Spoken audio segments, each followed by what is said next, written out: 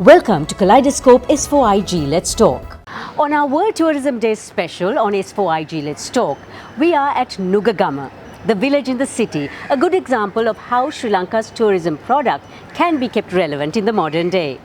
And what better way to celebrate than to focus on the relevance of Sri Lanka's tourism product and the way forward. Our guest today is Chalana Perera, who has worked in Europe developing lifestyle hotels and hybrid hospitality concepts for international investment funds. And to him, while Sri Lanka is truly a land like no other, are we selling it right? So welcome Chalana to S4IG Let's Talk in this very appropriate venue of Nugagama. Just to start off, how relevant is Sri Lanka's tourism product right now? Sri Lanka's tourism product and Sri Lanka as a destination has probably never been more relevant to the world travel markets than it is today.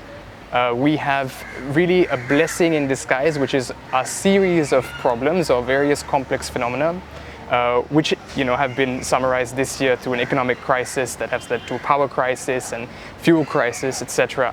All of these are actually opportunities, and that's why as a destination, Sri Lanka is extremely relevant to show the world that we can survive on nature-based solutions. We can regenerate our destinations to live more holistically and in alignment with our own well-being and the well-being of the planet, which is the destinations that we call home.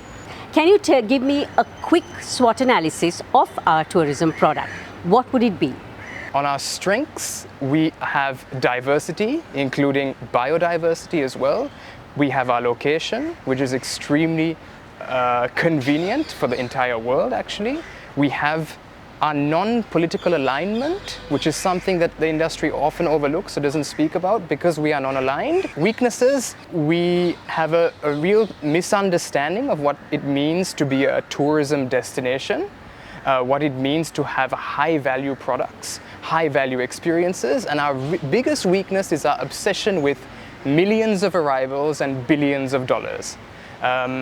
Opportunities, again, I think our problems are the opportunities. The biggest opportunities being that the world is now moving to a more digital landscape. At the same time, people are looking to switch off and disconnect. Sri Lanka can offer both, right?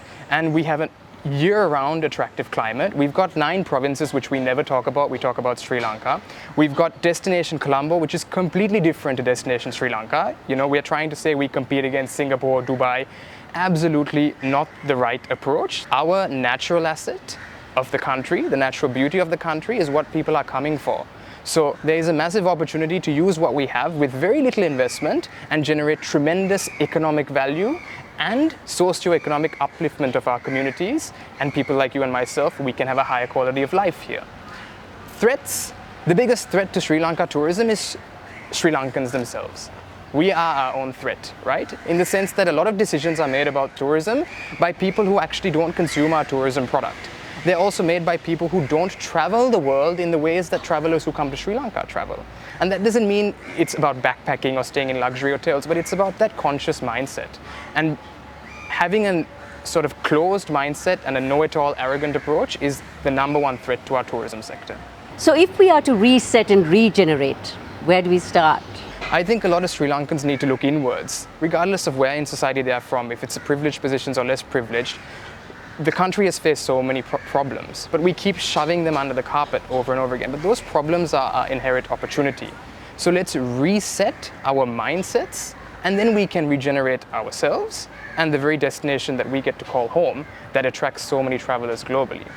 And that will require systemic change, right? That require people to think differently in the industry as to how they handle appropriately or treat or encourage their employees, how they work with suppliers, moving from typical commission models to values-based partnerships, looking at our own products. We do not own our destination right now.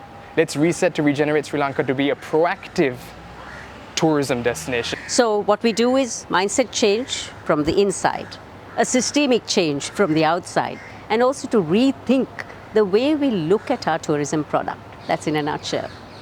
Besides saying thank you to Cinnamon City Hotels who are collaborating with Kaleidoscope for World Tourism Day, we also say a big thank you to Skills for Inclusive Growth and Australian Aid, Selinco Life, CDB and the Morning Newspaper.